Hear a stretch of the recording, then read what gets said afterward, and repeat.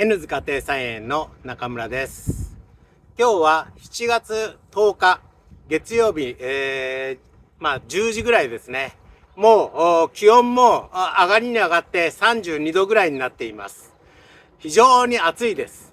ですけど今畑がどんな風になっているかっていうのをちょっと撮影したいと思いました。雨が降ったりでいろいろ土日に私が来ることができなかったんですね。ですからちょこっと、今の状態を撮影したいと思います。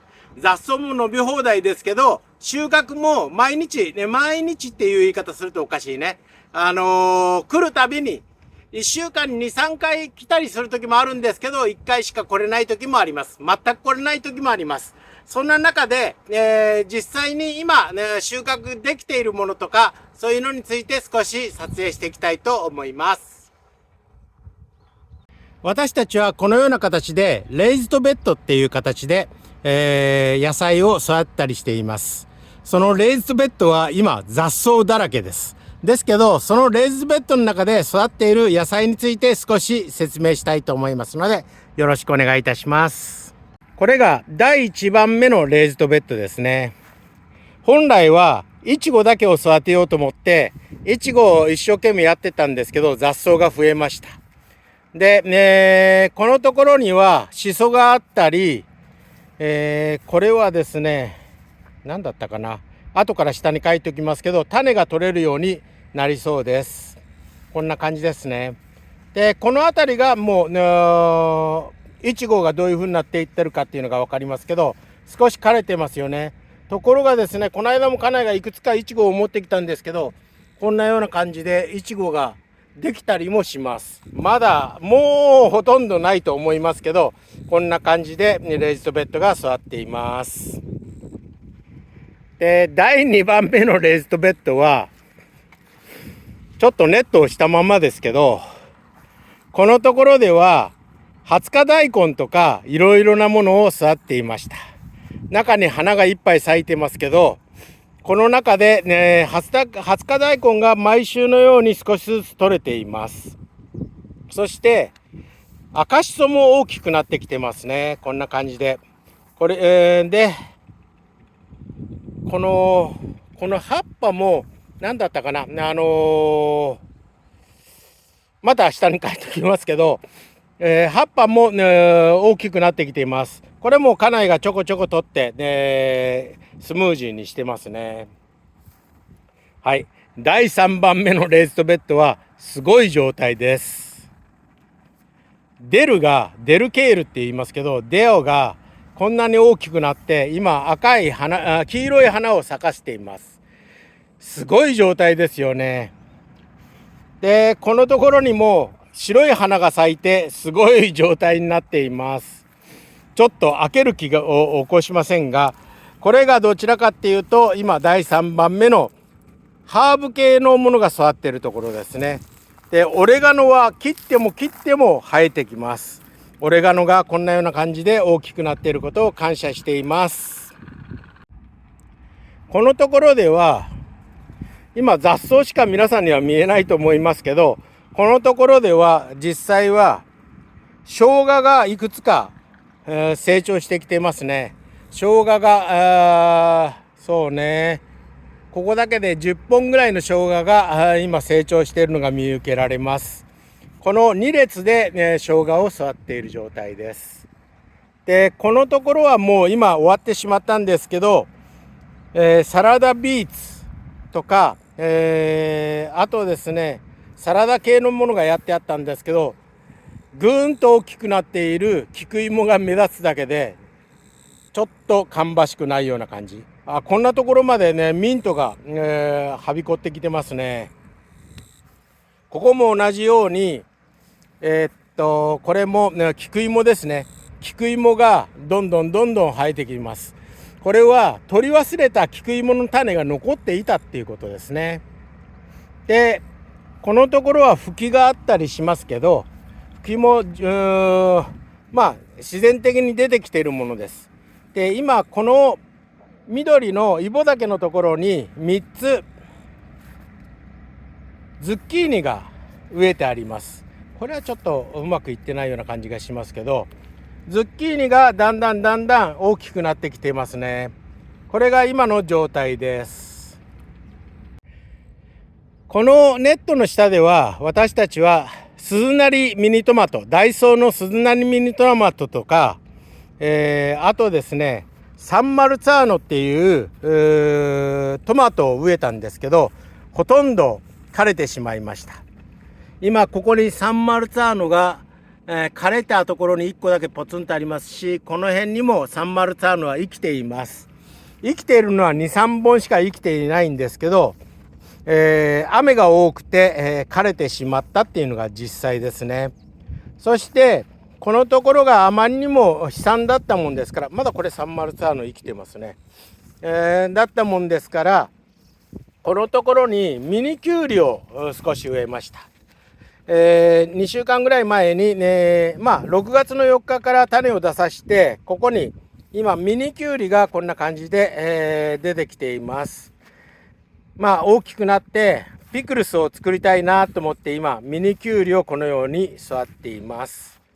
これが今の状態ですね。ですけどところどころダイソーのトマトがまだ生きてるのがありますよね。こんな感じでところどころ実をならしています。私たちは肥料をあげれば大きくなるのも分かってるんです。ですけど、肥料もあげずに土の力だけでどこまで成長するかっていうのをちょっと実験的にやってるところがあります。それで、成長してくれるもの、成長しないもの、そういうのを見分けるようにしています。ここも、トマトがいくつかできていますよね。こんな感じで今ね、畑の中に雑草とともにトマトがこんな感じで少しずつ出ようとしています。このところには2種類のダイソーの早生の枝豆と、普通の枝豆で大さや枝豆っていうのを巻いてありますけど、もうほとんど収穫は終わりました。まだできるかなと思って残してるだけなんですけど、収穫はほとんど終わってしまいました。こんな感じで大さや枝豆っていうのも少しね取れましたし、枝豆はそうね、買った値段が100円200円ぐらいですから、200円で多分1000円以上の分の、枝豆は取れてると思います。ほとんど何もしてないですから、収穫としてはいいんじゃないかなと思っていますね。そしてその隣には、ここには甘いキャベツが植えてあるんですけど、雑草だらけです。キャベツの残骸みたいなのも少しありますし、ここはちょっと、ひどいんですけど、ここからはキャベツが少し見えるかな。キャベツがところどころにできてきていますね。雑草の間にキャベツができていますから、もうすぐ一度収穫しようかなと思ってますね。ネットをする理由は虫のためだけですけど、今年はそれほど虫が多くないように思います。こんな感じでキャベツも収穫できるような状態になってきてますね。ここはもうしょっちゅう収穫してるんですけど、ケールですね、青汁ケール、これが非常にいい状態で私たちは収穫ができています。毎週ここから葉っぱを取って、青汁ケールにしているっていうのが今の状態です。カメラが高温になりすぎて、止まってしまってました。これがですね、うちが育っているナスビですね。千両2号というナスビです。昨日も10本ほど家内が取ってきていましたので、毎日、ある程度のサイズのナスビができてきています。そうね、10センチから15センチぐらいのナスビですね。で、よく言われるように、3本仕立てとか4本仕立てにすると、秋まで、よく取れていいって言うんですけど、私たちはそのようなことは一切今のところしていません。それはですね、なるがままに刺しています。で、そうすることによって、下の方の葉っぱは取るようにしています。風通しを良くするためですね。風通しが悪くなるとどうしても虫がつきやすくなりますので、風通しを良くするために葉っぱだけ、取って下の方に置いてるだけですね。これがナスビの状態です。順調だと思いますね。非常に美味しくいただいています。で、このところはですね、2週間ほど前に植えた赤ケールが順調に大きくなってきてますね。赤ケールですね。で、普通のケールもこのような感じで、切ってもこんなような感じで大きく生えてきます。ですから私たちとしては、ケールを、このような形で育って生でねスムージーに入れたりすることもありますし、これはシソですね、スムージーに入れたりする時もありますし、それだけではなく私たちは乾燥させて粉にして、冬用に取ったりもしています。これが今ケールの状態ですね。これは素晴らしく順調だと思います。これ昨日家内がちょっとカットしてたところですね。で、このところではブルーベリーをいくつか育っています。ブルーベリーも今年いっぱい取れましたね。非常にいい感じなんですけど、昨日ちょっと今週末、週末ですね、先週末、ブルーベリーのところに行って、状況を聞いてきましたけど、やはりブルーベリーは少し菜種油のそのカスですね、そういうものを置いたりしたらいいっていうことでしたので、今度からはもうちょこっと自然の肥料もあげたらいいかなと思ってます。このようにブルーベリーができてますね。で、この後ろのブルーベリーでは大きなもう1円玉よりちょっとちっちゃいぐらいのブルーベリーが1杯取れました。本当に感謝です。で、このところはこれがね、マンジェリコンって私たち呼んでるんですけど、ポルトガル系の、シソと同じハーブですね。で、これが、健康にいいっていうことで、私たちはお茶にこのまんまで、葉っぱを煮詰めてお茶にしたり、乾燥させてお茶っ葉にして、冬の時は飲むようにしています。健康に非常にいいですね。で、これは脇芽が出てくると、脇芽をですね、このところにあるように水の中につけています。水の中に差し込んでおくと、こんなような感じで根っこが出てきますので、この根っこが出てきたらそれを土に植えるだけで十分成長します。これがね、マンジェリコンで、イチジクがあって、でこれもマンジェリコンって呼んでますね。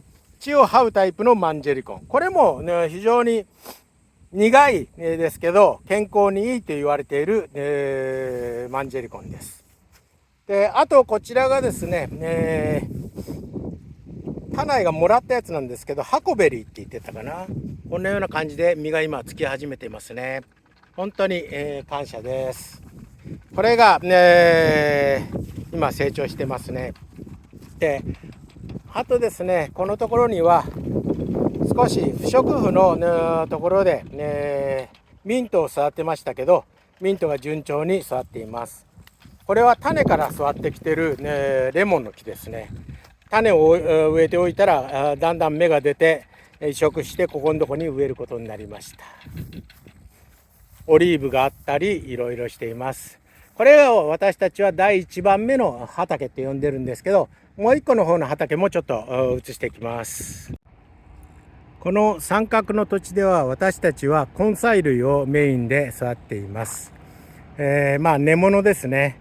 で、これが里芋。うちの里芋は肥料がないためにもう非常に貧弱ですけど、実は結構美味しいですから、私たちはそれを食べるようにしています。こんな感じですね。で、里芋の隣ではこのように雑草がいっぱいありますけど、このところでローゼルとも言いますね。これを育っています。順調に育っていると思います。種から育った方はですね、ちょっと枯れましたね。これは苗を育ってここに持ってきたものです。で、この後ろでは菊芋を大量に今年は育っています。去年はですね、雨が多くってぬかるんでかびてしまったんですけど、今年は順調に、いっています。あとこのところで今ヘチマを育っています。ヘチマが順調に大きくなってきていますね。こんな感じでヘチマも上の方まで行って、花を咲かせ始めました。順調だと思います。いいヘチマができることを願っていますね。ヘチマはたわしにしたり、私たちはいろいろな用途で使っています。食べるのはまだしていないんですけど、ヘチマのたわし、キッチンで使う、洗剤っていうか、そのたわしとか、体を洗うためのたわしとか、いろんなことに私たちは使っています。で、このところではアスパラガスがいくつかあります。